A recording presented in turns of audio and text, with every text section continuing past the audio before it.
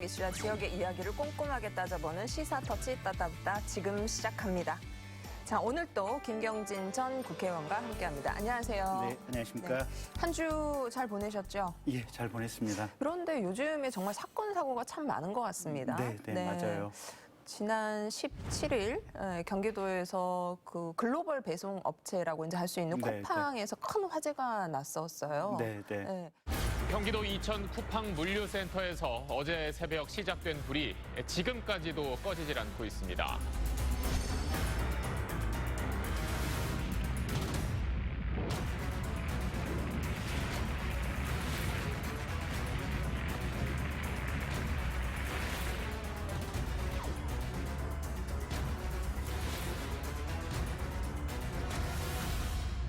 근데 이제 지금 문제가 되고 있는 게 뭐 열악한 노동 환경, 네. 그리고 이제 기업의 윤리 문제까지 불거지면서 네. 불매 운동으로 확산되고 있습니다. 그죠? 네. 그러니까 그 소비자들이 이제 쿠팡 탈퇴하겠다. 네. 뭐 이렇게 해서 이제 인증샷까지 여기저기 올리고 있다고 하는데 네. 어쨌든 이게 경기도 지역이 이제 수도권에 물류 창고들이 이제 많이 있는데 네. 특히 경기도 이천 용인 지역에 되게 많이 몰려 있는 것 같아요. 그래서 이제 냉동 창고라든지 여러 가지 이제 제품들을 우리가 왜 저기 로켓 배송이라고 그냥 네. 전날 저녁에 뭐 12시까지 자정까지만 주문하면 다음날 새벽에 바로 오지 않습니까? 네. 근데 그렇게 올 수 있었던 게 뭐냐면 잘 팔리는 물건들 같은 경우는 이 물류 회사의 창고, 그러니까 광주 같으면 장성이나 담양 같은 데 창고를 지어두고 거기다가 미리 아예 그냥 잘 팔리는 물건은 미리 그냥 쌓아두고 있습니다. 아, 네. 그러다 주문을 받자마자 그냥 배송을 시작하니까 다음날 새벽에 올 수 있는 거거든요, 보면. 그래서 수도권 같은 경우는 이게 이제 식품이라든지 조금 냉동, 냉장이 필요한 거는 이제 용인 이천에 이제 냉동, 냉장 창고에다가 이렇게 보관을 하고 아, 네. 이제 식품이 아닌 비식품 같은 경우는 그쪽에 이제 물류 창고들에 보관을 하는데 작년에도 그쪽에 냉동 창고 화재가 나서 작년에 정말 컸었죠. 사람이 네. 38명인가 아마 사망하셨던 걸로 지금 기억이 되고 있고 이번에는 이제 소방관 한 분 돌아가셨고 네, 다행히 네. 이제 인명 피해가 크지는 않았는데 어쨌든 화재가 한 이틀 이상 계속해서 갔었고 이게 물건 피해만 해서도 지금 수천억 대가 났기 때문에 네. 왜 계속해서 지금 이런 일이 생기냐 국민 그러니까요. 입장에서는 작년에 지금 화재가 있었으면 좀 예방하고 방지할 수 있었는데 또 이런 사고가 생겼습니다. 그러니까 이제 그런 것 같아요. 지금 이제 전문가들 분석을 보고 있으면 이게 기업이 첫째는 이 물류 창고를 지을 때 네. 화재나 단열이나 어떻게 보면 방제 시스템이 제대로 좀 덜 갖춰지게 구조적으로 이게 재료가 투입이 되고 설계가 된 것이 아니냐. 아, 네. 이제 이런 문제 지적이 있고 그다음에 현장에서 이게 작업장을 운영하는 방식이 네. 너무 물건 입출임에 비하면 신경이 쓰다 보니까 재난에 잠재적으로 대비한 효율적인 어떤 이 운영 시스템이 안 갖춰진 것이 아니냐. 아, 재난 안전 관리가 소홀했던 탓에 그래서 큰 사고로 지금 이어졌군요. 이제 최종적으로 경찰 수사 결과를 봐야 되겠지만 이번에도 쿠팡 내부에서 직원이 화재를 발견을 했는데 네. 창고 내부에 휴대폰들을 못 가지고 들어가도록 하다 보니까 아, 근무자가 휴대폰을 가지고 근무장에서 일을 할 수가 없는. 네. 그렇다 보니까 신고가 한 7, 8분 이상 늦어졌다. 그리고 스프링클러도 초기에 한 7, 8분 이상 작동을 안 했다. 아, 네. 이런 얘기들이 나오고 있어서 최종적으로 이제 소방당국하고 경찰 발표를 보면 정확해지겠지만 어쨌든 현재까지 보면 쿠팡이 이게 안전시설을 만드는데도 문제가 있었고 네. 이 시설을 안전하게 유지하는 시스템에도 문제가 있었던 것 같고 그다음에 쿠팡 과로로 인해서 지금 쿠팡 노동자들이 이 배송 노동자들이 이게 과로사가 지금 여러 건 나오고 있거든요. 네, 연이은 안타까운 희생이 이어지고 있죠. 그래서 직원들 근로하는 전체적인 시스템 설계도 대단히 문제가 있는 것이 아니냐 이런 얘기들이 나오고 있습니다. 특히 화재가 난 당일날 쿠팡의 총수가 난 사퇴를 하겠다. 아, 그러니까. 이사회에서 이제 그런 발표가 공식적으로 나오면서 오히려 이게 지금 어떤 안전관리에 대한 구체적인 본인의 책임을 면하기 위해서 그런 것이 아니냐 이런 비판도 나오고 있는 상황입니다.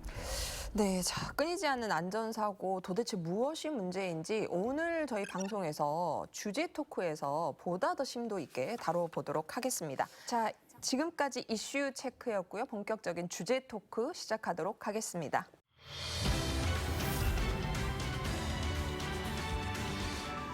자, 최근 광주에서 철거 건물이 붕괴되는 참사에 이어서 초등학생 2명이 지금 하천에 휩쓸려서 숨지는 그런 안타까운 사고가 발생했습니다. 해서 오늘 방송에서는 안전사고 원인과 문제점 그리고 그 대책에 대해서 꼼꼼하게 살펴보는 시간 마련했습니다. 도움 말씀 주실 광주대학교 건축학부 송창현 교수님 자리하셨습니다. 안녕하세요. 반갑습니다. 네. 자, 교수님 지금 최근에 이제 전 세계적으로 이제 코로나부터 지금 우리 지역에 그 철거 건물 붕괴 참사까지 재난 안전 사고가 계속해서 이어지고 있습니다. 이유가 무엇인가요? 글쎄 이제 지금 방금 전에 그 쿠팡 얘기도 해주셨지만 우리 사회라든가 지금 국가 전체 또 대한민국뿐만 아니라 전 세계적으로 재난의 통계 자체가 굉장히 심각해져 있고 또 다양하게 이루어지고 있습니다. 우리가 전혀 예기치 못한 재난에 우리는 굉장히 노출되어 있지 않습니까? 그래서 독일의 사회학자 올리백이 쓴 그 1986년도에 쓴 책이 있는데 그 위험사회라고 하는 책입니다. 네. 전 세계적으로 130여 개 나라에서 이게 지금 판매가 되고 있는 책인데요. 그 책에 보면 현대 사회는 굉장히 고도화되고 첨단화가 되는 현대 사회에 살고 있는데 우리는 거기에 비례한 만큼 우리가 예기치 못한 재난에 더 많이 심각하게 노출될 거다. 그래서 현대 사회는 위험 사회다. 라고 얘기를 하는 거죠. 네. 그래서 우리가 지금 예기치 못한 코로나19 상황이라든가 지금 각종 재난에 우리가 노출되어 있잖아요. 근데 그 책에 재밌는 게 이제 그 대안을 여러 가지가 제시를 해놨는데 그중에 제가 참 좋아하는 그 단어가 성찰적 현대화라는 표현을 씁니다. 그러니까 우리가 높은 건물을 짓고 KTX가 점점 빨라지면 빨라질수록 우리가 그거에 대해서 안전장치, 안전제도, 시스템을 사회 구조적으로 만들어줘야 되는데 방금 전에 의원님이 얘기하신 것처럼 쿠팡도 마찬가지입니다. 우리 수도권에 과거에 엄청난 그 물류 창고의 화재가 보통 우리나라의 소방 역사상 가장 긴 그 소화가 그 2주 동안 화재 진압이 안 된 것도 마찬가지로 물류 창고였다는 거 아닙니까? 근데 과거에 그런 재난에서 우리가 어떤 모티브나 교훈을 찾아서 사회 시스템을 만들어줘야 되는데 우리 사회는 저는 자꾸 얘기하지만 분노만 하고 그 재난에 대해서 전혀 무지하다는 거죠. 결국은 사회 언론이나 정치나 모든 분들이 그 사회의 분노만 일으키고 있고 그 사회에 대해서 어떤 제도적으로 예컨대 이번 쿠팡 같은 경우도 저도 이제 그쪽 재난 전문가로서 화가 나는 게 그걸 짓는 과정에서 화재가 이머전시 상황에 대비해서 소화용수가 소방차들이 와가지고 물이 필요하지 않습니까? 그러면 네. 그 소화용수가 한 곳밖에 없었기 때문에 물이 부족했다는 거 아니에요. 물 부족. 또 제일 코미디 같은 것은 뭐냐면 그 대형 물류창고가 화재가 났었을 때 이머전시 상황에 대비해서 비상차량 동선을 구비를 해가지고 소방차가 3D로 3방향에서 모든 방향에서 화재 진압을 해야 되는데 반대측은 전혀 진입도 못하는 그러니까 한쪽에서만 불을 꺼야 되는 이게 말도 안 되는 거지 않습니까? 근데 재밌는 것은 우리나라의 초고층 및 지하 연계 건물에 관한 특별법이 있어요. 그러니까 50층 이상인 건축물이라든가 지하철과 연계된 건축물들은 이머전시 상황에 굉장히 큰 피해를 주니 저희 같은 전문가들이 사전 재난 심의를 합니다. 그래서 화재가 나지도 않게 해야 될 뿐만 아니라 났었을 때 어떻게 화재 진압을 할 수 있는지 꼼꼼하게 저희들이 방재공학적으로 챙기는데 이런 건물도 마찬가지로 사전 재난 심의를 할 수 있게 이렇게 사회 시스템 구조를 해줘야 되는데 지금 그 복잡 다양한 이런 재난의 법이라든가 사회 구조가 시스템이 좀 못 따라가 준다. 저는 이렇게 생각하고 있습니다. 그러니까 지금의 현대 사회에서 그 예기치 못한 사고에 대해서 예측하고 방지 예방할 수 있는 사회 시스템이 좀 구축이 돼야 되는데 그 부분이 아직은 갈 길이 멀다. 이제 이렇게 좀 정리를 좀 해보겠습니다. 네. 교수님, 그 지금 이제 초등학생 2명이 지금 풍영천에 이제 그 급류에 떠내려가서 또 안타까운 그 희생이 있었습니다. 광주의 한 하천에서 물놀이를 하던 초등학생 2명이 물에 빠져 1명이 숨지고 1명이 중태에 빠졌습니다. 지난 6월 12일 광주 광산구민의 쉼터인 풍영정천에서 안타까운 사고가 발생했다. 징검다리에서 물총놀이를 하던 어린이 2명이 물에 빠져 의식을 회복하지 못하고 끝내 사망한 것이다. 제가 동생이 있다 보니까 동생 친구가 죽었다는 게 좀 안타깝기도 하고 수심이 생각했던 것보다 깊으니까 다 들어가면 안 되겠다고.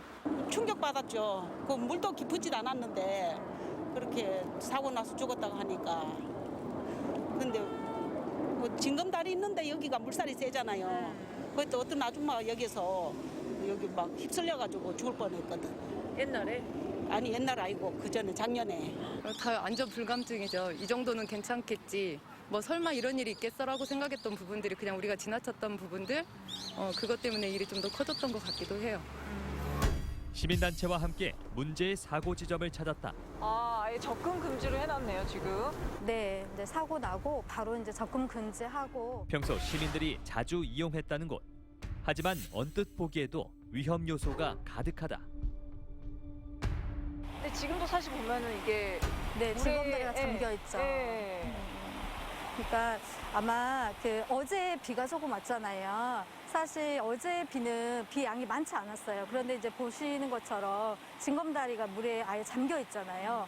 아마 사건 이틀 전에 비가 오면서 그때도 이렇게 징검다리가 일부 젖어 있거나 잠겨 있는 상태가 아니었나 싶어요. 그러다 보니까 이제 초등 친구들은 이제 발이 미끌렸을 수도 있고 정확한 상황은 이제 모르겠지만 이런 상황들이 조금 예견된 상황이지 않았나. 사실 작년 8월에 폭우가 엄청 났잖아요. 그때는 여기 저희가 서 있는 곳, 이곳까지 물이 찼어요.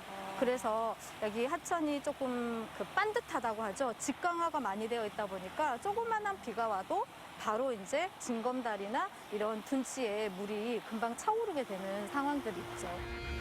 비가 내리고 나면 수위가 상승해 자주 잠겼다는 징검다리. 보폭이 좁은 초등학생과 어르신들이 건널 경우 위험천만한 상황이 예상됐음에도 불구하고 평소 통제는 없었던 것으로 드러났다. 하천을 풍영정천을 중심으로 양쪽에 아파트가 있고 학교가 있단 말이에요. 그러다 보니까 아이들이 자연스럽게 뭐 학교라든지 학원을 가기 위해서 징검다리를 이용하는 경우가 굉장히 많죠. 그런데 이제 저희는 섣불리 이 안전에 대한 부분을 많이 인지하지 못했던 것 같아요. 어른의 입장에서는 이 보폭이 뭐 넓지 않은데, 그리고 주민들이 이용할 때 이렇게 돌아서 다리로 가는 것보다는 징검다리에 가는 거 좋잖아요. 그러다 보니까 이제 많이 있고, 그렇지만 이게 이제 안전의 문제에 있어서 이제 어른들이 대책을 정확하게 마련을 했어야 되는데 그게 부족하지 않았나 싶고. 하천 주변에 도보교가 만들어져 있지만 버스 정류장이나 학원을 가기 위해선 징검다리를 이용하는 게 더 빠른 상황. 적극적인 안전관리가 필요한 상황에서 행정기관은 왜 손을 놓고 있었던 걸까? 인터뷰를 요청한 결과 풍영정천 내 안전관리는 폭우 시에만 이뤄지고 있으며 이번 사고의 책임을 통감해 철저한 안전대책을 세우겠다는 입장을 서면으로 들을 수 있었다. 사고 이후 풍영정천 징검다리 16곳에는 주의 안내 표지판과 안전 로프줄이 설치됐고 수위 상승 시 통행 금지라는 조치가 내려졌다. 하지만 비가 오면 평균 수심이 1.5m에서 2m가 넘는 상황. 과연 안전한 대책이라고 말할 수 있을까? 지금 이제 사고 이후에 저도 이제 산책로여가지고 오늘 아침에도 저기 하나론마트까지 해서 한번 도보로 걸어봤어요. 근데 이제 통행 금지 갖고 지금 다 막아놨잖아요. 근데 여기가 군데군데 이게 쳐져서 안 막힌 데도 있고, 저기 빛가사랑교 뒤쪽도 지금 아예 안 해놔가지고 제가 아침에 안전 신문고를 해가지고 신고를 해놨거든요. 여기가 지금 안 돼 있는 것도 위험해 보이고, 또 오늘 아침에 봤더니 그 계단 아래 내려가셔서 어떤 분이 운동화 신고 계시더라고요. 출입금지 안에 이렇게 들어가셔가지고, 하고 또 제가 건너편에 있어서 이제 멀리 촬영해서 이제 그것까지 같이 해서 좀 위험해 보인다고 신고해 지금 안전신문고 해가지고 잘 됐는지 저 이제 산책소 한번 나와봤거든요. 항상 닫아둘 수는 없잖아요. 그러면 평상시에는 이용이 가능하도록 하고, 비가 온 후에라든지 이런 때에는 딱 막아서 이용하지 못하도록 안내판만 있으면 이제 저희도 쉽게 이렇게 건너가 버리잖아요. 그래서 그런 안전 펜스를 설치한다거나 비가 온 후에라든지 어떤 특이한 상황이 있을 때 여기를 관리하시는 분들이 있어서 조금 점검을 할 수 있는 인력이 좀 있었으면 좋겠다라는 생각이 좀 듭니다. 안일한 안전 의식에서 비롯된 이번 사고. 도심 속 친수 공간이 시민들의 안전을 위협하는 공간이 되지 않기 위해선 보다 근본적인 하천 관리 대책이 필요해 보인다. 이 풍영천이라는 곳이 어떤 곳인지 우선 궁금하거든요. 이게 광산구 수안지구 도심을 흐르는 풍영천인데요. 이게 평상시 때는 거의 무릎 정도밖에 수심이 안 됩니다. 그런데 네. 그 전날 약 18.5mm, 18.5mm면 큰 비도 아닙니다. 그런데 이제 수심이 한 1.5m, 2m까지 올라오는 거죠. 그래서 수심이 올라오면 이게 이제 18.5mm 강우량은 적지만 이 하천의 특성상 물들이 모아져서 오기 때문에 수위가 더 많이 올라가는 거거든요. 네. 특성이. 그러니까 모든 여러분들이 시청자분들이 알아두셔야 될 것이 뭐냐면 재난이라고 하는 것은 정말 아름다운 바다나 아름다운 하천이나 강이나 산이 평상시 때는 천사지만 재난 시에는 악마가 되는 거거든요. 그러니까 우리가 그것을 자꾸 악마가 되고 있는데 우리는 자꾸 천사로 보고 있는 거거든요. 그 지금 풍영천 같은 경우에 사실은 지금 심각하게 이제 재난이 생겼잖아요. 그러면은 수심도 혼탁해져 있고 굉장히 수심이 깊어지고 또 유속도 빨라지고 방금 영상에서 얘기했지만 제일 큰 문제는 이게 지금 잠수교처럼 잠수 징검다리였다는 거잖아요. 네. 그러면 미끄러울 거 아닙니까? 네. 자, 그러면은 그거에 대해서 우리가 재난 관리는 네거티브 어프로치라고 하거든요. 뭔가 불안정한 것에 우리가 관심을 가졌어야 되는데 우리 어른들이 너무 무관심했다. 세상에 버스 정류장 좀 돌아가기 싫다고 그 징검다리를 어른들이 만들어 놓고 사실은 얘들한테는 입맛 살상용 무기 만들어 본 거 아닙니까? 우리 어른들이 좀 반성해야 된다. 저는 이렇게 생각합니다. 와, 천사와 악마 두 얼굴을 갖고 있는 풍영천. 예견된 사고였고 이건 역시 인재다. 네. 여기 지금 그 지난해 그러니까 8월에도 물이 이렇게 잠긴 걸 보니까요. 걸어갈 수가 없겠더라고요. 그런데 이제 여기 안전장치 하나 없고 네. 아마 우리 지금 아이들도 걸어가다 미끄러져서 지금 빠진 것 같거든요. 네. 어떻게 보세요? 아니, 그러니까 교수님 말씀 들어보니까 딱 답이 나오는데요. 그러니까 애시당초 이 다리를 놓을 때는 사실은 사람들이 일단 징검다리니까 이쁘게 보이기도 하고 네. 그 바로 직접 건너가니까 편하기도 하고 이러지만 네. 사실은 교수님 말씀대로 물만 이렇게 조금만 넘치면 이게 미끄러우니까 사실은 이게 미끄럼 방지할 수 있는 이게 밑에 이제 뭔가 바닥선이라든지 뭔가가 좀 그려졌어야 될 것 같은데 그것도 없는 것이고 사실 어른도 그렇고 아이들은 더더욱 생각이 없기 때문에 저거 비 올 때 당연히 건너간다고 치면 뭔가 이게 잡을 수 있는 시설이나 있어야 되는데 네. 이 시설을 해놓으면 아마 시각적으로 거슬린다고 아마 시각적인 미각을 보다 보니까 저거 할 생각을 안 했던 것 같아요, 보니까. 근데 그 아주 간단한 것을 근본적으로 놓치고 있었다라는 생각이 교수님 말씀 듣는 순간 딱 드네요, 보니까. 제일 큰 문제는 저는 이제 화가 나는 게 이번 이 풍영천 사고에 화가 나는 게 저희들이 대학에서 이 재난 관리를 강의하면서 국가와 공직자가 해야 할 그 재난 관리의 덕목 중에 하나가 뭐냐면 청설하라고 하거든요. 들을 청자, 눈설자. 안방에서도 글을 읽으면서도 쌀인문 밖에 한방 눈이 내리는 소리도 민원인의 얘기를 잘 들어줘야 된다는 거거든요. 그런데 세상에 지금 그 언론에 제가 확인을 해보니까 약 40여 건의 국민신고라든가 그동안에 온라인상에 2010년도부터 꾸준하게 문제 제기를 시민들이 했다는 거 아닙니까? 네. 그리고 10번에 걸쳐서 또 유선상에 민원을 제기했어요. 그런데 관계 당국에서 이런 것들에 대해서 저는요 이런 재난에 대해서 어떤 그러니까 교수님 저 풍영천에 대해서 네 풍영천만 네. 그 10번 이상의 민원 제기가 있었는데 그 온라인상에 저기서- 국민신문고에 40여 건이 지금 접수가 된 상태였습니다. 2010년부터 지금까지. 그러니까 치다네요. 저는 다시 한번 말씀드리지만 이런 것들을 관계 당국이라도 공직자들이 재난 관리를 하신 분들은 제가 자꾸 강의할 때 하는 얘기지만 그 민원인들이 얘기하는 헛기침도 태풍처럼 들어라는 얘기죠. 그러니까 저거는 사실은 그렇게 본다면 일단은 광산구청장이 도대체 뭔 생각인가라는 거고 그 실무적으로 보면 광산구청의 저기를 담당하는 과장님이나 계장님이 그 정도까지 민원 제기가 있었는데 지금 아무런 생각도 없었고 아무런 반응도 없었다는 거 아니에요, 보면. 관심 자체가 없었다는 거 아니에요, 보면. 이게 이제 특정한 어떤 분을 제가 지칭하기는 좀 그렇지만 네. 우리 사회가 전부 다 반성해야 된다. 저는 그렇게 생각합니다.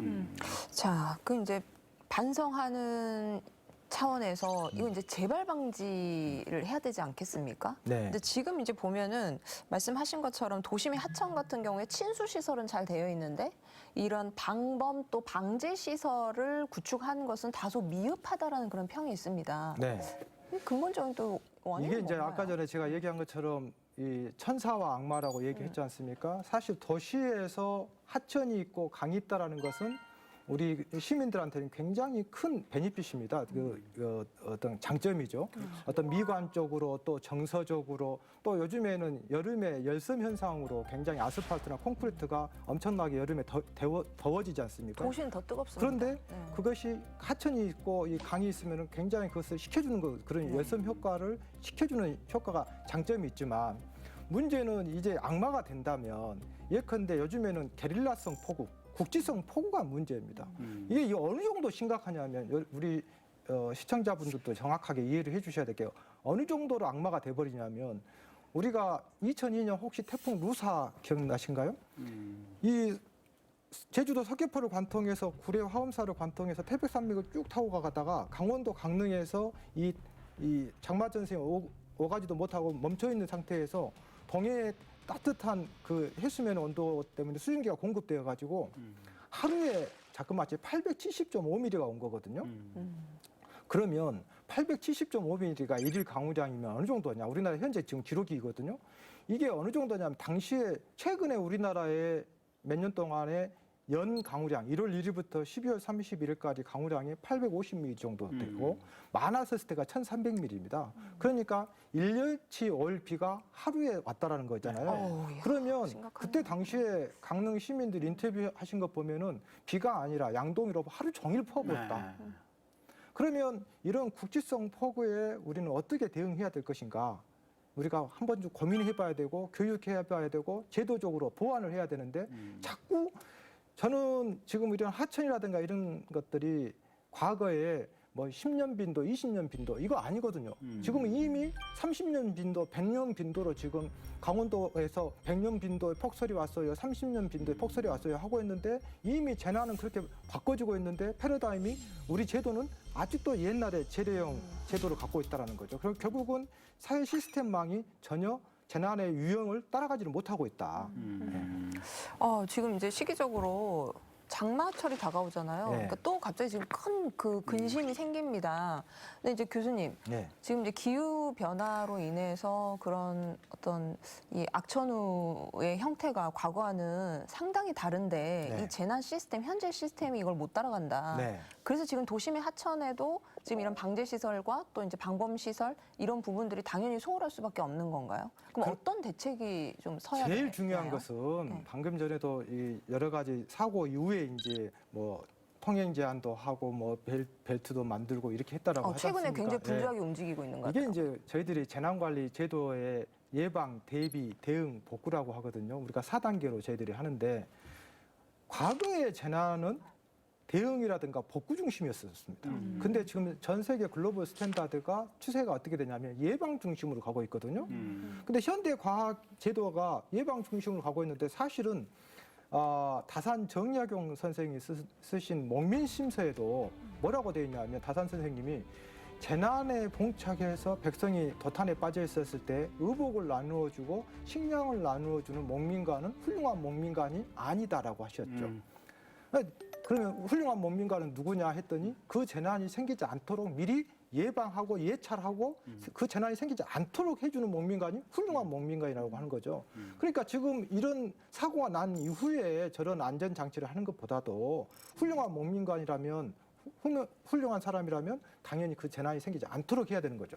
그러니까 저희 사회가 지금 어떤 재난이 생겼었을 때 몇 분이 사망하고 이런 것이 중요한 것이 아니고 그 사회 구조라든가 제도라든가 법이라든가 매뉴얼이라든가 시스템이라든가 예산이라든가 조직이라든가 이런 것들을 우리가 언론이라든가 정치인들이 해줘야 되는데 자꾸 그 분노만 일으키는 거죠. 그러니까 교수님 얘기 들어보니까 머릿속에 선명해지는 게 일단 저게 지금 저 풍행전천 애들 사고로만 보지 말고 그렇죠. 광주 전남에 있는 일단 하천들이라든지 비슷한 상황들은 다 일제 점검을 한번 해봐야 될 것 같아요. 그래서 모양만 이쁘게 돼 있는지 상황에 따라서 이게 안전할 수 있는 어떤 이 예방 시설들이 다 돼 있는지 이거 한번 봐야 될 것 같고 아까 교수님 쿠팡 들어가는데 소방차 지임로 하나였다. 근데 지금 그러면 우리 장성이나 담양에 있는 물류 창고들은 그러면 지임로가 하나인지 세 개인지 지금 당장에 제가 볼 때는 시장 도지사가 보내서 확인해 봐야 돼요. 예, 여기 소방본부장께서 보내서 확인해 봐야 돼요. 그게 예방 방지 네. 시스템이 각 작동을 하고 네. 있는 모습인 그다음에 거죠. 이게 경기도 이천에서 이게 소방 스프링클러 이 소방차 물 댈 수 있는 이게 이 파이프가 하나밖에 없었다면 제가 볼 때는 우리 지역에 있는 물류창고 주변도 똑같을 가능성이 높아요 보면. 그러니까 그거를 고스란히 거기서 교훈을 얻고 우리 지역도 얼른 가서 체크를 해봐야 되고 사실은 체크하러 가는데 교수님 같은 분이 가서 현장 점검을 하면 금방금방 눈에 띄실 것 같아요. 이게 재난 관리는요. 이렇게 심하게 대응해도 되나 싶을 정도로 대응해 줘야 되는 거거든요. 이번에 이제 학동 철거 붕괴 사고도 제가 봤을 때는 돈 한 1,000만 원 정도 제가 계산을 해봤어요. 그러니까 잭스포트하고 그다음에 공투라도 06짜리를 우리가 적법하게 일반적인 보편적인 안전한 공법을 했다면은 한 1,000만 원 정도 더 드는 건데 그 돈 1,000만 원 아끼려다가 저 사단이 나버린 거거든요. 그러니까 이 쿠팡이라든가 지금 이런 시설들, 징검다리라든가 이런 데에 어떤 안전 비용이 우리 사회는 그냥 꽁돈 쓴다고 생각하거든요. 근데 사실은 그 비용이 굉장히 싼 건데도 불구하고 우리 사회가 너무 안전에 대해서 인색하다. 저는 이렇게 생각합니다. 애시당초 이 시설을 만들 때 안전 그 전문가가 참여해서 검수하는 이 시스템이 없는 것 같고 그러다 보니까 풍영정천 지금 징검다리도 문제가 생긴 것 같고 쿠팡도 문제가 생긴 것 같고 네. 두 번째는 그래서 그런 전문가들이 이렇게 애시당초 만들 때부터 들어가는 요 시스템을 좀 만들어야 되고 두 번째는 이게 법과 제도화가 돼야 되는데 교수님 말씀이 뭐냐면 사고 나면 이 사고 났다고 떠들고 나서 몇 달 지나면 끝이라는 거예요 보면. 그렇습니다. 예, 그래서 이 사고가 났을 때 그러면 제도적으로 뭐가 허점이냐 이걸 찾아가지고 이걸 제도화 시스템화 시켜놓으면 이게 영구적으로 같은 사고는 최소한 반복이 안 된다는. 그러니까 저것도 쿠팡 물류창고도 제가 볼 때는 저거 아마 소방 점검이 있었을 것 같아요. 시설. 있었습니다. 예. 근데 소방 점검의 규정상 최소한 파이프 하나 가지고도 오케이 하니까 규정상 하니까 그게 지어졌을 거예요. 그러면 저건 규정 자체가 잘못된 거예요, 보면.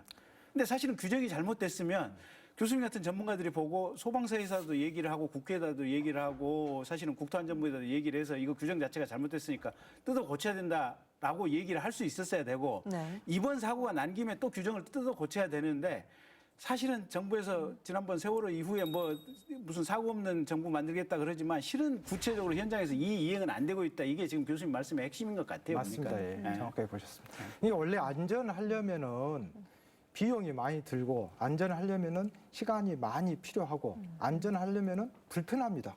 풍요천도 돌아갔어야 되고 그런데 우리 사회는 그냥 모든 것이 경제 논리로 개발 논리로 하고 안전은 그냥 차후 무슨 그냥 별책 부록처럼 그냥 네, 있으면 네. 좋고 안 되면 어쩔 수 없고 이런 상황이죠. 그러니까 지금 풍요천도 지금 보는 것이 굉장히 안전 불감증이라든가 이런 것도 중요하지만 거기 이용하는 사람이 어른들만 이용하는 게 아니라 어린이들도 이용하잖아요. 네. 그럼 어린이의 인체공학적인 어린이의 재난에 어떤 대응하는 어떤 그 시스템, 얘네들의 어떤 행동 반경 맞춤형, 이런 예, 것들에 대해서 재난 관리 고민을 해야 되는데 방안. 우리는 어른들의 시각으로만 보고 애들의 시각에서는 보지 않는 거죠. 예컨대 이런 거잖아요. 자동차가 오고 있는데 애들이 공놀이 하다가 거기 도로에 뛰어들어요. 그러면 우리 어른들 입장에서는 그거 왜 그런가? 쟤네들은 왜 그런가 하는데 우리 인체공학적으로 우리는 그 시야각이 180도로 보지만 애들은 거의 앞만 보고 한 90도만 보고 있거든요. 그러니까 우리가 생각할 때 이해가 안 가는 건데 걔네들의 인체공학적인 것이 그렇게 되어 있다는 거죠. 그러면 당연히 우리는 걔네들의 눈높이에서 그 징검다리를 봤어야 되는데 그렇게 보지 않는다라는 우리 사회 구조가 문제라는 거죠. 그 지금 안전관리 대책을 강구하는 그 분야의 전문가분들이 상당히 많이 계실 것 같은데 이분들의 목소리가 잘 개진이 되고 있지 않은 건가요? 아니면 전문가분들이 아직은 더 많이 양성이 돼야 되는 건가요? 정말 지금 우연찮게 질문을 하셨는데 우리나라의 솔직한 얘기로 저도 이렇게 나와서 얘기를 하고 있지만 재난 전문가가 거의 없다고 보시면 됩니다. 그런데 지금 이게 관련 심각합니다. 학과도 있고 또 왜냐하면, 자격증도 있지 않나요? 왜냐하면 네.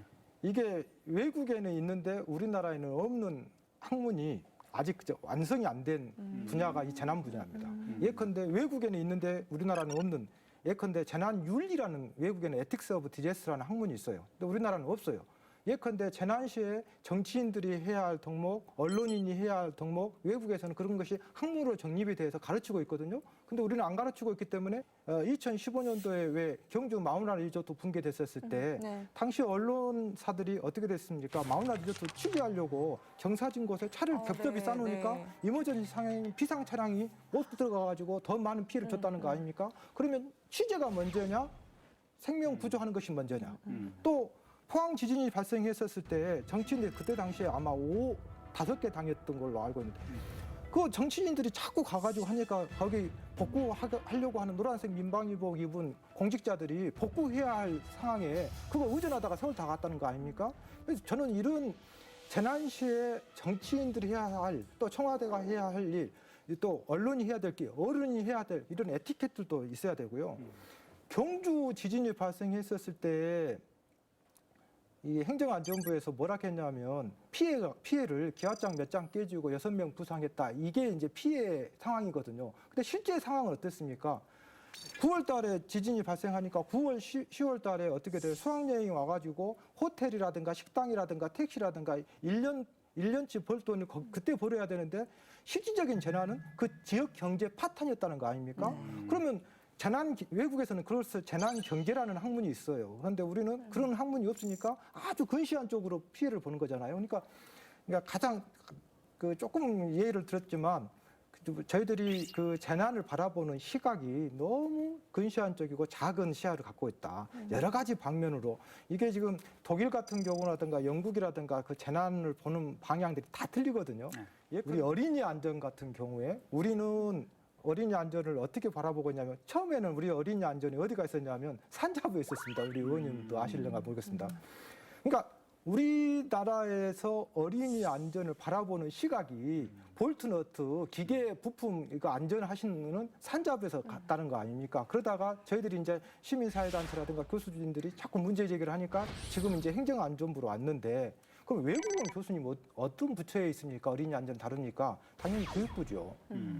그러니까 영국 같은 경우는 우리는 어린이 안전을 애들이 학교 방과 후에 학원 가기 전에 잠깐 앉아서 스마트폰 보는 장소가 어린이 놀이터인데 그래서 거기에 안전을 하겠다는 얘기인데 영국 같은 경우는 그 놀이터의 색깔이라든가 재질이라든가 형태에 따라서 얘가 교수가 되기도 하고 범죄자가 되기도 하고 그 아동 반육을 어떻게 할 것인가 이런 것까지도 고민을 하고 있는데 우리는 그냥 저스트 플레이그라운드 개념으로 보고 있다는 거죠.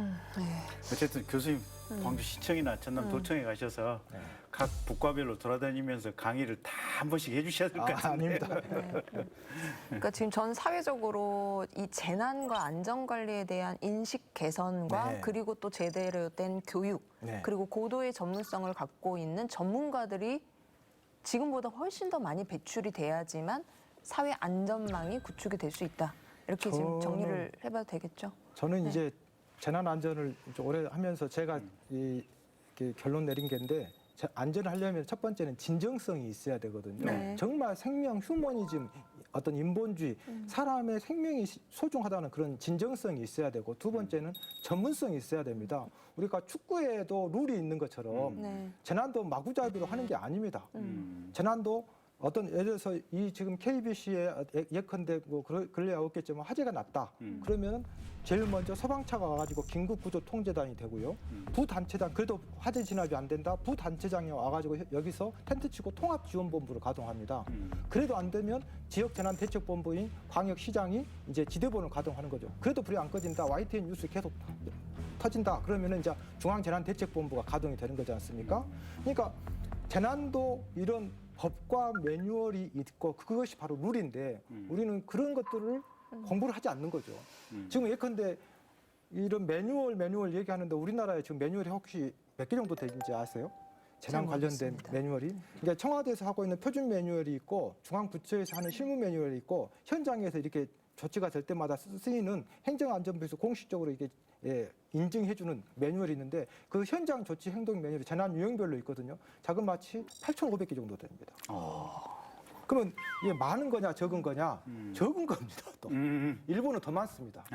근데 매뉴얼이 많은 것이 결코 좋은 거냐? 그것이 그렇지 않습니다. 이게 매뉴얼이 너무 많아져 버리면 그 매뉴얼 찾다가 세월 가는 거죠. 네. 실효성 있는 매뉴얼이 정말 중요할 것 그렇습니다. 같습니다. 자, 오늘 교수님 말씀 들으니까 해결책은 분명히 있어 보입니다. 네, 희망을 가지고 저희가 이제 재난 그 방지에 더 심혈을 기울여야 될 것 같은데 한 가지 사고를 더 들여다보지 아니할 수 없겠습니다. 바로 학동 철거 건물 붕괴 참사 원인 진단과 함께 또 재발 방지 대책에 대해서 또 이야기 계속 나눠보도록 하겠습니다. 지난 6월 9일 우리 지역에서 있어서는 안 될 참사가 발생했다. 광주 학동에서 일어난 건물 붕괴 참사. 학동 재개발 지역에서 철거 중인 5층 건물이 도로 쪽으로 무너지며 시내버스를 덮치게 된 것이다. 이 사고로 버스에 타고 있던 승객 9명이 숨지고 8명이 크게 다치며 안타까운 참사에 광주는 슬픔에 잠겼다. 특히 희생된 분들의 사연 하나하나가 광주 시민들의 마음을 아프게 하고 있다.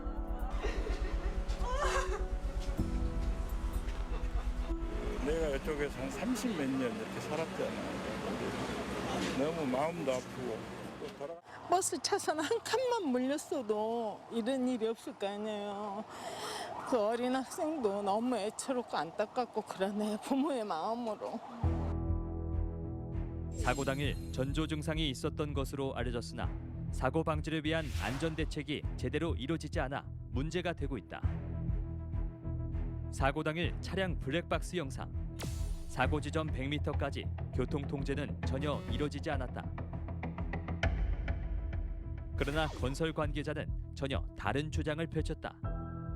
주변 교통 통제를 왜 안 하셨어요? 다 하고 있었습니다. 네. 아, 주변 교통 통제를 하고 있었는데 버스가 진입을 한 건가요? 예, 그 상태에. 정부는 학동 붕괴 사고 원인을 파악하기 위해 중앙건축물 사고조사위원회를 구성하고 본격적인 원인 조사에 착수했다. 지금 오늘 현장 와서 제가 좀 느낀 건데 일단은 철거 공사 자체가 너무 빠른 속도로 이루어지고 있는 것 같습니다. 우리가 이제 일반적인 건물을 하나 질 때 1년이 걸린다면은 지금 이 현장 같은 경우에 철거가 이루어지는데 불과 일주일이 채 안 걸리는 것 같거든요. 그래서 똑같이 어떤 건축을 했다가 철거를 하는데 1년 걸렸다가 일주일 만에 철거를 한다는 것은 그만큼 많은 위험 요소를 가지고 있다는 뜻이에요. 서서히 드러나는 사고의 원인들. 사고 당일 현장 감독 책임이 있는 감리자도 없을 뿐더러 감리일지도 전혀 작성되지 않은 것으로 드러났다. 해치 계획서도 공사 진행되는지를 확인해야 되는데 필히 현장에 임장해서 점검해야 될 항목이 4가지가 있어요. 그런 것도 소홀해하고.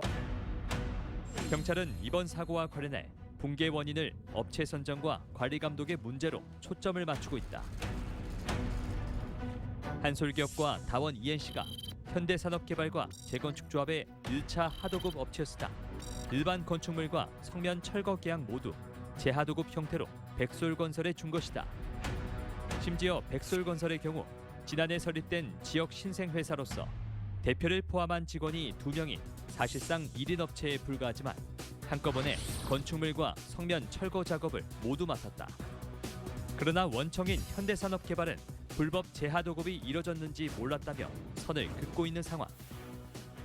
원청에서 사실은 이 하도급에서 또 재하도급을 하는 불법 다단계 하도급을 모를 수가 없다고 생각을 하거든요. 왜냐하면 현장에 나가서 실제로 조금만 점검을 해보면 여기에서 일하는 사람들이 어느 업체 직원들인지 금방 알 수가 있을 텐데 자기들한테는 책임이 주어지지 않잖아요. 그러다 보니까 그냥 방기해버리는 거죠. 그리고 또 원청과 하도급자 간에 커넥션이 있을 수도 있죠. 이 계약 관계에서. 그러다 보면 자기들한테 뭔가 어떤 책임은 주어지지 않고 이득이 따른다고 한다면 원청 입장에서는 굳이 이 현장에 대한 어떤 관리 감독이나 뭐 이런 것들을 강화해야 될 그런 이유가 없는 거죠. 결과적으로 불법 재하도급 과정을 거치면서 공사 비용이 줄어든 탓에 허가받았던 해체 계획서와 달리 무리한 방법으로 철거를 진행하게 된 것이다. 철거 계획서에는 주변에 성토를 해가지고 5층, 그다음에 4층, 3층 그렇게 순으로 해체를 하게 돼 있고 그리고 이제 외부벽, 그다음 방벽, 슬라브 순서로 하기로 돼 있는데 실제로 해체를 한 그 사진을 보니까 이미 1층, 2층에 내벽이나 기둥이 상당히 더 해체가 돼 있고 그다음에 두 발로 서 있는 것을 뒤쪽은 다 없애버려서 이미 이 한쪽 면으로 쏠리게 돼 있는 상황, 굉장히 위험한 상황이었죠. 또한 안전을 위해 철거 계획과 안전성 검토를 각기 다른 건축사 사무소에서 하는 것이 일반적이나 동일 업체에서 허가한 것으로 밝혀졌다. 경찰은 계약 과정에서 불법 행위 여부를 확인하기 위해 동구청과 광주시청 등을 대대적으로 압수수색하고 문재인 대통령도 엄정한 책임 소재 규명을 주문했다. 조사와 수사를 통해서 철저하게 원인을 규명을 하고 책임을 짓도록 그렇게 당부가 계셨습니다. 그간 관행적으로 이어져 왔던 재개발 관련 비리와 안전 불감증으로 인해 17명의 사상자를 낸 학동 건물 붕괴 참사. 시민들의 걱정과 눈물 그리고 희생을 치렀음에도 철거 현장 곳곳에는 위험이 도사리고 있었다. 또 다른 재개발 구역인 우남주공 3단지. 이곳에서도 사고 현장과 마찬가지로 철거 기간과 비용을 줄이기 위해 하층부부터 철거하는 일명 밑동 파기 방식으로 철거 중이었으나 이후 구청 특별감사에 적발, 관계자들을 고발하고 즉각 보강 조치를 내렸다. 안전한 나라, 여전히 멀기만 한 것인가? 아무리 제도를 잘 만들어 놓는다 하더라도 현장에서 이 실제적으로 관리하고 감독하고 그다음에 시행하는 사람들이 잘 지키지 않으면 안 되거든요. 실제로 이번에 학동 사고역 같은 경우도 주민들이 그 철거 현장을 보고 위험하다라고 이 구청에 어떤 민원을 좀 제기를 했는데도 불구하고 그 구청에서는 제대로 현장도 살펴보지 않고 관리 감독을 안 했단 말이에요. 이런 것들이 어떻게 보면 안전 불감증이라고 봐야 되겠죠. 그래서 그런 안전에 대해서 의식을 높이는 그런 어떤 교육이라든가 이런 캠페인들도 좀 필요하겠다 이렇게 생각합니다. 자, 17명의 사상자가 발생한 지금 참사 중에 대참사입니다. 예. 이 원인이 무엇인가요, 교수님? 지금 이제 저희 뭐 영상에도 나왔습니다만은 보다 더 전문가적인 식견으로 좀 짚어주시죠. 이번에 이 참사는 다른 그 재난과 약간 결이 저는 틀리다고 봅니다. 제가 한 20여 년 동안 안전 업무를 하지만 이 사고를 접하고 나서 제가 바로 10분 만에 저희 연구실에서 가까워가지고 네. 가서 물론 이제 구조 구급이 더 우선이기 때문에 멀은 밭에서 보면서 이거는 기존 재난 사고하고 약간 결이 틀리다. 왜냐하면 이거는 첫 번째 가장 원인이 세 가지로 저는 보는데 첫 번째는 황금 만능주의. 우리 사회에 너무나 팽배해져 있는 돈이면 다 됐다. 무조건 돈 많이 벌고 돈 아끼려고 하고 이것이 그래서 저는 처음부터 바로 그 방송에서 생방송에서도 얘기했지만 이거는 마른 수건 쥐어짜기 하다가 생긴 거다라고 제가 얘기를 한 거였고 두 번째는 그야말로 여러 단계에서 안전 불감증이 이루어진 거다. 소위 얘기해서 해체 계획서 제가 23페이지짜리 해체 계획서를 처음부터 끝까지 한 서너 번 계속 읽어봤어요. 네. 근데 첫 번째는 해체 계획서가 그냥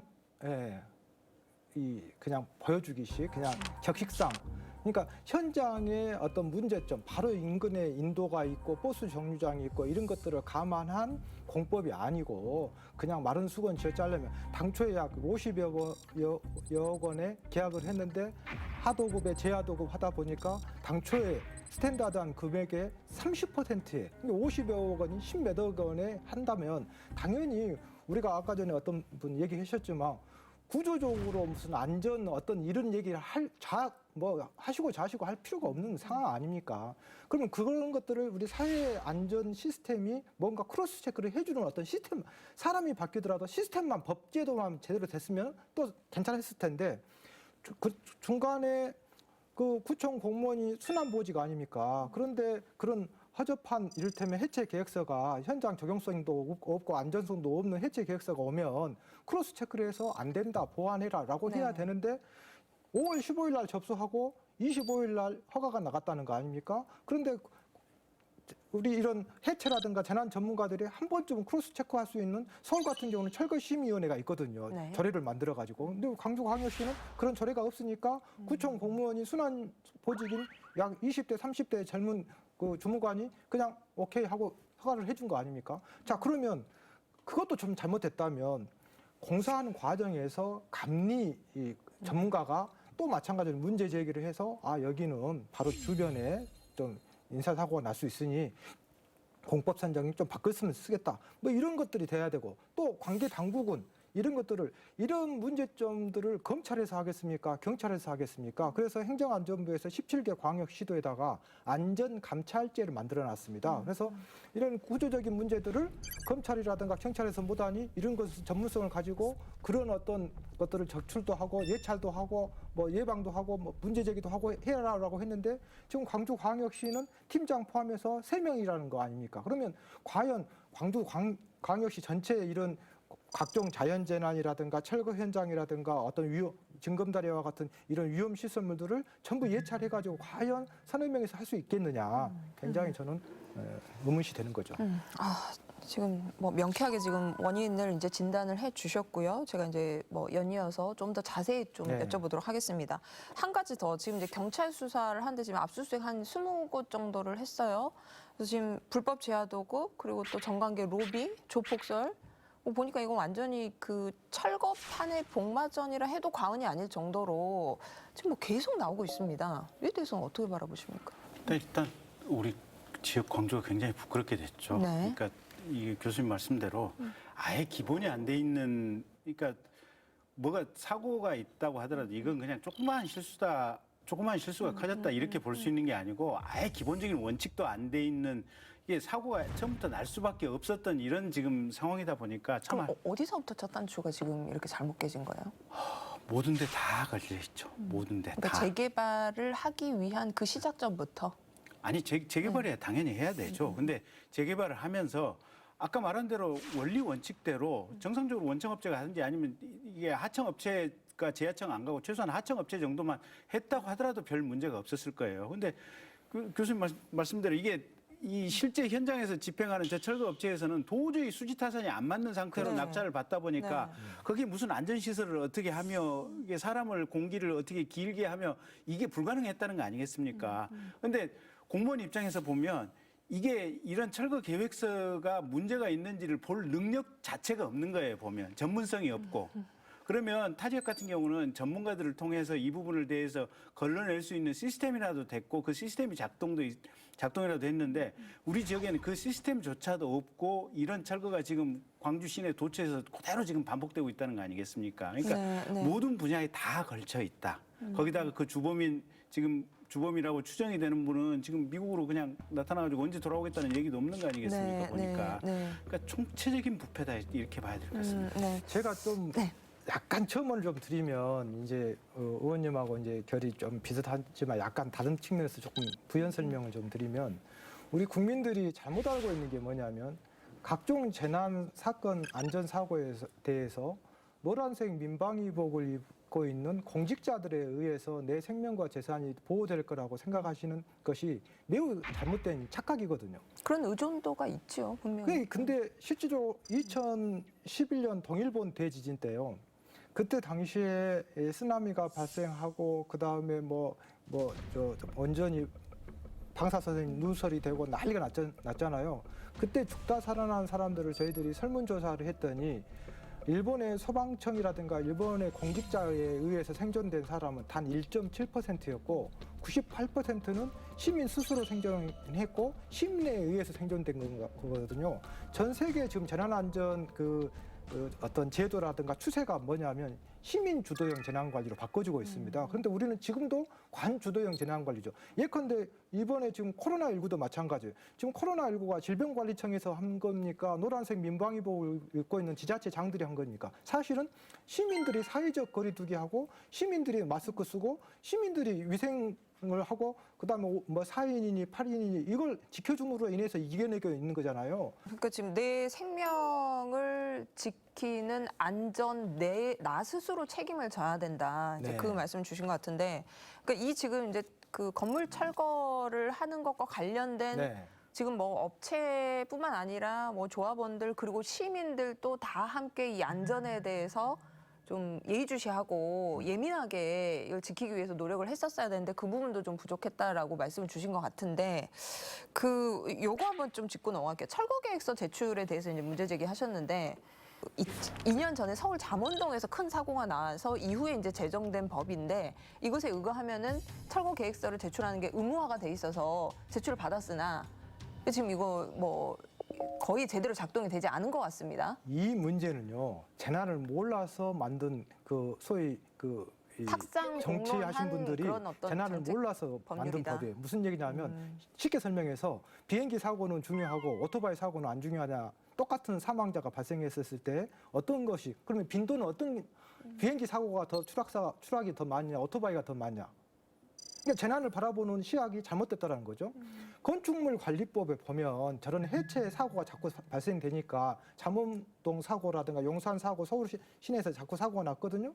그러니까 법이 어떻게 만들어지냐면 10층 이상이거나 연면적이 5,000제곱미터 이상인 일정 규모 이상의 건물들에 대해서 안전관리 계획서를 만들고 그 안전관리 계획서에 철거하는 방법이라든가 순서라든가 주변 시설이라든가 매우 꼼꼼하게 해가지고 꼼꼼하게 안 하면 안 될 수밖에 없는 게 국토부 산하의 국토안전관리원에서 저희 같은 전문가들이 가가지고 그 안전관리 계획서가 접수가 되잖아요. 그럼 관할 구청 공무원이 하는 것이 아니라 저희 같은 15명의 전문가들이 그 보고서 하나하나를 한 페이지 한 페이지 넘겨가면서 잘못된 것들을 형광펜을 밑줄 꺼가면서 엄청나게 초토화를 시켜버립니다. 그러니까 이머전시 상황에 대해서 또 3중, 4중 이렇게 크로스 체크가 되는 거잖아요. 그런데 이번 건물처럼 5층짜리 건물은 그 규모가 안 되기 때문에 해당된 건물이 아니기 때문에 위험 사각지, 안전 사각지대에 있는 거죠. 그러니까 이것은 근본적으로 예컨대 좀 제가 다른 제안을 한다면 똑같은 5층짜리 건물이라도 그 철거 한 가운데라면은 괜찮지만 주변에 도로가 있고 버스 정류장이 있고 누가 봐도 재난관리는 저희들이 블랙스완이라고 하거든요. 그러니까 백조가 꼭 흰색인 줄 알았더니 다른 곳에 갔더니 검정색 백조가 있는 것처럼 우리가 예기치 못한 재난을 블랙스완이라고 하는데 지금 누가 봐도 거기는 지금 블랙스완 존이거든요. 그러면 그런 건물 정도는 별도의 예외 규정을 놔가지고 안전관리 계획을 한다든가 크로스 체크를 제대로 해가지고 원래 안전하려면 불편한 거거든요. 근데 지금 너무 편리하게 가려다가 이렇게 된 것 같아요. 말씀 듣다 보니까 지금 법이 현실을 반영하지도 못하고 있고 또 그 법에 의거해서 집행도 지금 제대로 되지 않고 있고. 그러니까 교수님 말씀이 아까 총체적 부실이네요. 아니 근본적으로 그러니까 뭐 일정 규모 이상의 큰 빌딩 같은 경우는 국토부에서 관리를 하니까 거기는 엄격하게 보는 거고 그 이하 같은 경우는 아마 타 지역에서는 아마 위원회를 구성해서 시나 도산하의 위원회에서 관리 감독을 하도록 하는 그게 조례가 있는데 광주는 아마 그 조례가 없는 것 같아요. 그래서 공백이네요. 그래서 이번 기회에 광주시도 빨리 그 지금 철거에 관련된 이 조례를 지금 딴데 잘된 제도 빨리 베껴서 그대로 하는 거 중요해요. 보면. 맞습니다. 그렇게 해야 되고 그다음에 이번 기회에 경찰이 철저하게 수사를 해야 되는 게 저게 지금 이게 50억짜리가 지금 이게 4분의 1로 줄어가지고 지금 돈이 내려갔다는 거 아니에요. 그러니까 교수님 말씀 그게 마른 수건 짝이라는 거 아니에요. 4분의 1로 갔으면 도저히 이건 원가를 맞출 방법이 없는 거예요. 그럼 원가를 못 맞추게 되면 그냥 대강 해서 부실로 해야만 모든 사람이 다 자기가 먹고 살아야 되잖아요. 맞습니다. 받은 돈 범위 내에서 먹고 자기 이윤을 남겨야 되잖아요. 그러다 보니까 개판이 되는 거지. 그래서 그러면 왜 이렇게 4분의 1, 원가가 4분의 1로 내려갔느냐. 이건 경찰이 철저하게 수사를 해야 돼요. 철저하게 수사를 해서 걸리는 사람들은 이번에 법원에서 징역 10년, 20년씩 보내야 돼요. 그래야지 두 번 다시 비슷한 사고가 광주에서도 안 생기고 호남에서도 안 생기고 전국적으로도 안 생기는 거예요, 보면.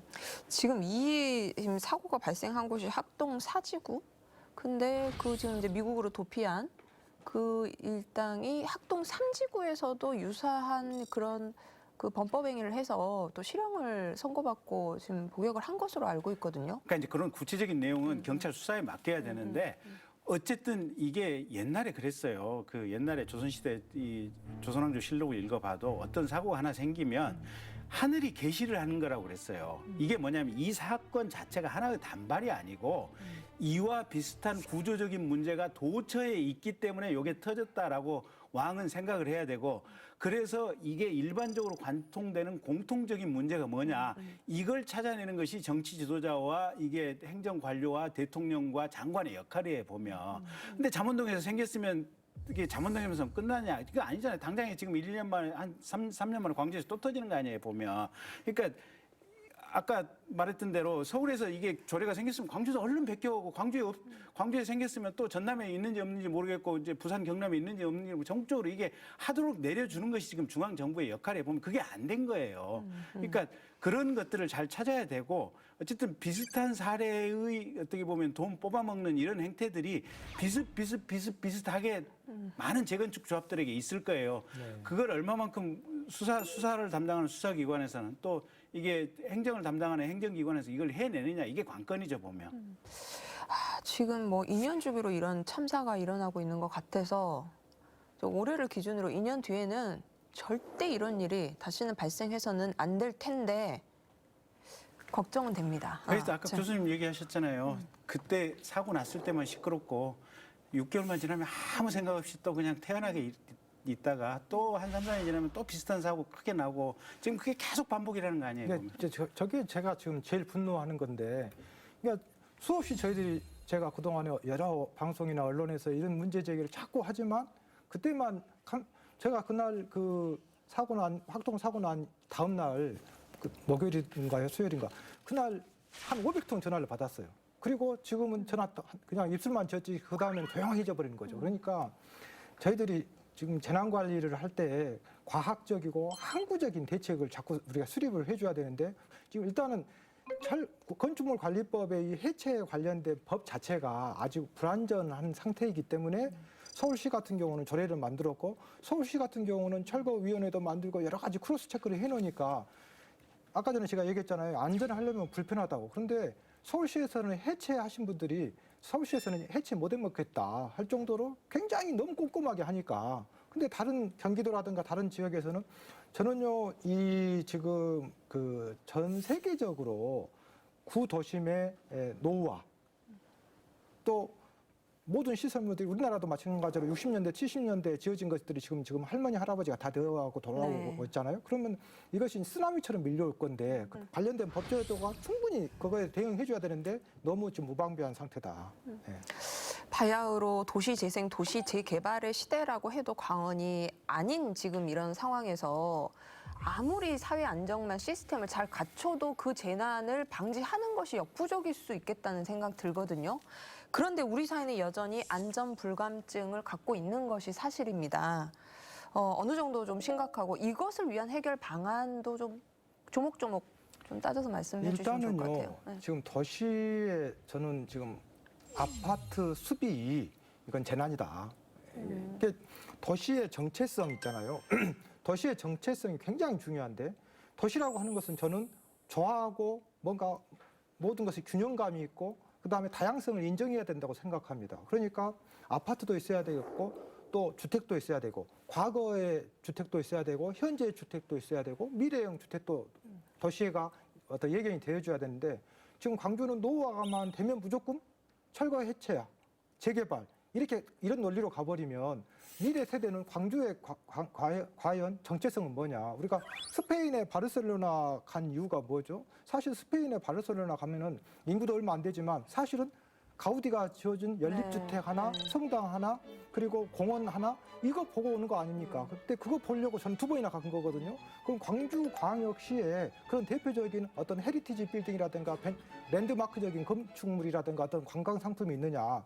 우리는 한 번쯤 고민해봐야 된다고 생각해요. 끊임없이 이렇게 아파트 어떤 산을 만들었다는 것은 우리 지금 현 세대가 다음 세대에 우리는 살짝 지금 빌려서 쓰고 있는 거잖아요. 그럼 다음 세대한테 광주광역시의 정체성을 뭘로 설명할 것이냐. 저는 아파트 숲이 이 자체가 재난이다. 도시 아파트 빌딩 숲. 네. 이게 이제 지금 사회의 그 안전 불감증을 더 야기시키고 있고 개선하기 위해서는 도시 디자인 설계부터 다시 해야 된다 이제 이 말씀이신 것 같아요. 그야말로 항구적이고 미래지향적이고 100년 대계, 1000년 대계를 고민해야죠. 지금 당장 한마디로 경제논리 아닙니까? 그냥 철거하고 아파트 지으면은 얼마만큼 돈을 번다 이런 개념이고 또 시민들 입장에서는 우선은 그냥 아파트에서 편리하니까 이런 것들을 우리가 되는 거죠. 네, 자 교수님 오늘 그 정말 이제 여러 군데서 지금 인터뷰 요청도 있으시고 또 이제 해법 제시하시는데 끝으로 저희 시청자분들께 한 말씀 부탁드립니다. 글쎄 이제 첫 번째는 줄탁동시거든요. 재난이 생기면 관만 하는 것이 아니라 계란 밖과 안에서 함께 있게 줘야만이 병아리가 탄생하는 것처럼 관도 잘해야 되지만 시민들이 이런 안전에 대해서 의식, 인식, 어떤 문화가 바뀌어줘야 된다고 생각해요. 이 문화가 바뀌지 않으면 결국은 안 되는 거거든요. 두 번째는 지금 사실은 재난안전 같은 이 시청이나 구청 공무원들 중에 재난안전부서는 기피부서고 경무부서고 재밌는 것은 방재안전지 공무원이 있지만 이분들이 세상에 우리나라에서 공무원 되어가지고 그만두는 사람이 없잖아요. 그런데 이 방재안전지 공무원들은 그만두는 사람들이 되게 많습니다. 왜냐하면 너무 힘드니까. 그러니까 이것이 우리가 한번 좀 고민해봐야 될. 지금 광주광역시가 좀 팩트를 조금 말씀드리면 어찌됐건 광주광역시가 인권도시로서 지금 팩트를 얘기 드리면 최근 3년 동안 17개 광역시도에 행정안전부에서 재난관리 평가했는데 3년 동안 1등을 한 국가가 처음입니다. 네, 도시가. 네. 그럼 광주시가 제일 안전한 나라 도시가 되었어야 되는데 이런 사고가 났고 그러면 지금 노란색 민방위 보고 있고 있는 시청의 시민안전실에 있는 공직자들은 사실은 그동안에 어떤 프라이드를 갖고 열심히 했잖아요. 그런데 그야말로 수도승처럼 열심히 일을 했는데 이 사고로 인해서 우리 시민들이 너무 안 좋은 프레임으로 이렇게 보는 것도 조금 아닌 것 같다. 우리 지금 누가 잘했다 잘못했다가 할 것이 아니라 우리 모두 지금 반성하고 우리 모두 그 돌아가신 망자들한테 예의를 갖춰야 된다고 저는 생각합니다. 네. 네, 오늘 말씀 잘 들었습니다. 고맙습니다. 네, 김경진 전 의원님도 마무리 발언 부탁드립니다. 네. 아니, 정말 교수님 전문가 얘기 잘 들었고요. 일단 시나 도 또 아까 이제 풍영제천 구청도 마찬가지고 각 국가별로 정말 교수님 한번 초빙해서 다 한번 강의를 한번 듣는 게 필요한 것 같고요. 안전의 시각에서 전문가의 얘기를 듣는 것이 그만큼 중요하다. 이걸 배우는 시간이 아니었나 싶습니다. 네, 오늘 또 수고 많으셨습니다. 네, 자, 시민들의 발길이 이어지고 있는 학동 철거 건물 붕괴 참사 합동자 분향소가 오는 7월 11일까지 운영됩니다. 부디 안타까운 참사에 대해서 짧은 애도로 끝나지 않고 의혹과 원인을 철저히 밝혀서 책임자를 반드시 처벌해야 할 것입니다. 자, 오늘 시사터치 따답다는 여기까지고요. 저희는 다음 시간에 다시 찾아뵙겠습니다. 시청해주신 여러분 고맙습니다.